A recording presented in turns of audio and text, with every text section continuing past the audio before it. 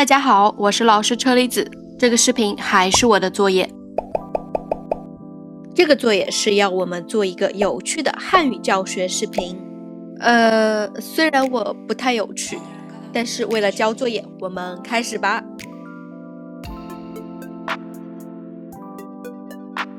大家都知道，上海封控了2个月，在这2个月里面，我的生活越来越乱。比如我总是早上7点30就起床，那起床以后呢，我要叠被子。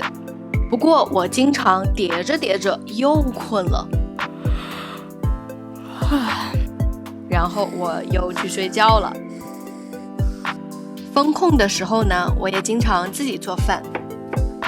不过我总是做着做着就吃起了泡面。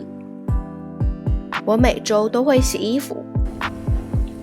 不过总是洗着洗着就去玩手机了。平时我还喜欢看书，不过看着看着就睡着了。当然我每天都要工作，要准备我的课。不过我总是做着做着又睡着了。我也经常运动，不过做着做着就开始玩手机了。有时候我也会一个人出去骑车，骑着骑着，发现我好像忘记了以前那个上海。拍照的时候，拍着拍着，发现春天的花已经没有了，夏天的叶子绿了。一个人在家吃饭的时候，吃着吃着，发现我已经很久没有跟学生在教室里面一边吃饭一边聊天了。排队做核酸的时候，排着排着，发现我已经很久没有跟朋友们见面了。这次封控让我明白，你感觉不到的时间，变化会告诉你，但是变化告诉你的时候，时间已经走了很久很久。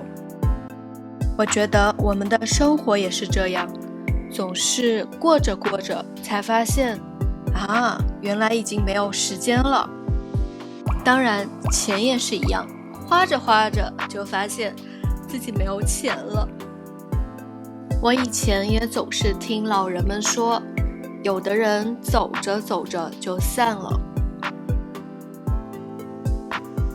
那这一次的封控让我明白，我们应该珍惜每一秒时间，珍惜每一次跟家人朋友见面的机会，珍惜每一次学习和工作的经历。